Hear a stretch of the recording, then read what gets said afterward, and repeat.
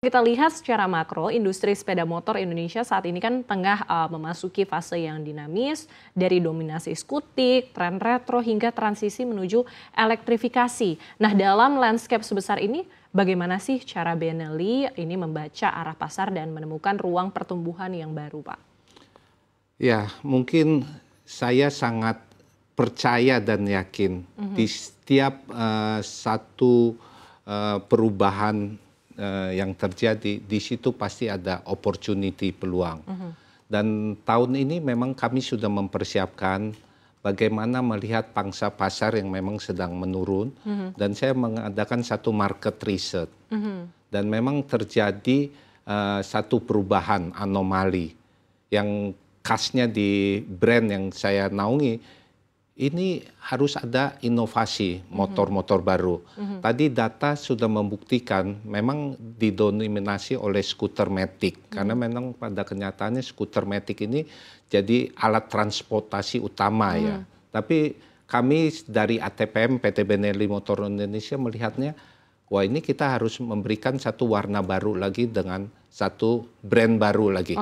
Kami sudah eksis dari tahun 2013 dengan awalnya kita memperkenalkan motor-motor yang memang anti mainstream, yang dimana motor ini mempunyai satu DNA klasik, retro, dan memang motor yang kami sajikan untuk konsumen pencinta roda dua ini setelah kita ngadain riset, dulu itu ada sekelompok konsumen yang memang hobinya untuk mengcustom motor. Karena dia mau mempunyai satu motor yang sesuai dengan DNA dia.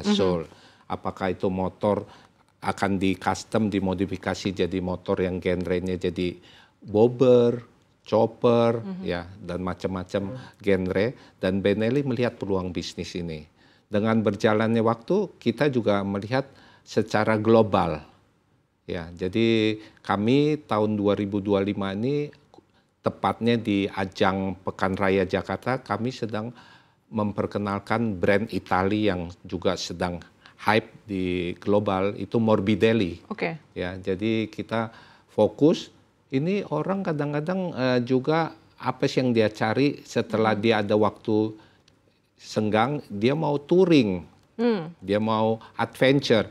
Jadi kita melihat ini satu kesempatan buat brand kita yang Morbidelli. Kita langsung memperkenalkan launching yang disupport langsung dari Morbidelli Italia di ajang Pekan Raya Jakarta 2025. Itu motor-motor trail yang memang fungsinya bisa dipakai untuk touring jauh ya, dan memang kelas touring ini adventure yang dimana kita sebut dual purpose, dia bisa untuk on road, dia juga bisa off road.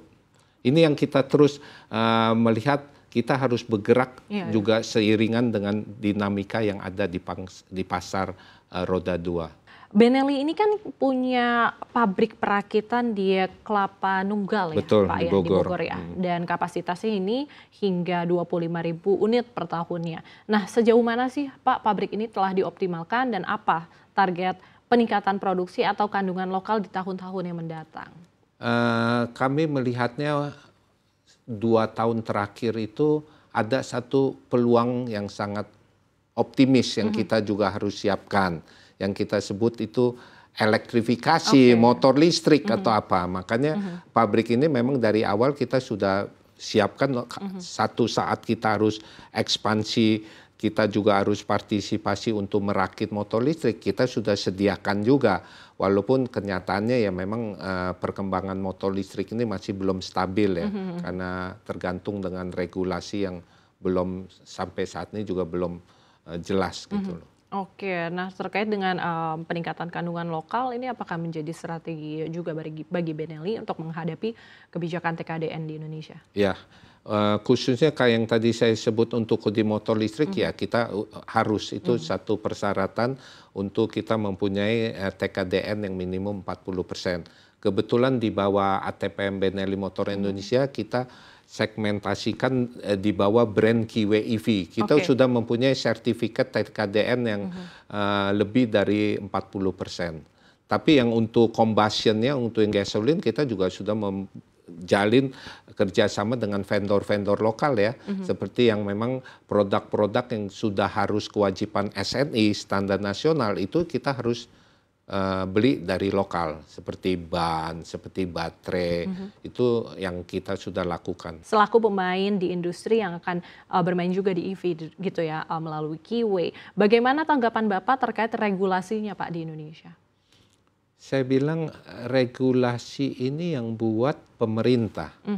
Jadi saya agak mengkritik pemerintah.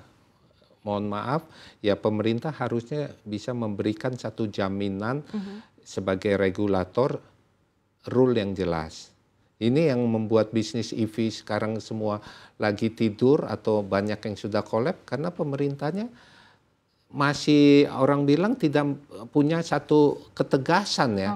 Tahun lalu bisnis EV masih berjalan baik karena ada insentif dan sekarang pemerintah sendiri sampai ini udah bulan Oktober keputusannya juga belum final. Jadi ini mohon juga kami sebagai dari industri produsen baik itu roda 2 yang listrik ya pemerintah harus memikirkan ekosistem yang kita udah bangun ini. Kita sudah mulai ngomong EV ini dari 2 tahun yang lalu ya, KBLBB ini, kendaraan yang berbasis listrik baterai ini. Jadi ya sekali lagi kita tidak bisa berbisnis sendiri karena pasti butuh support dari pemerintah yang memang sebagai regulatornya. Oke.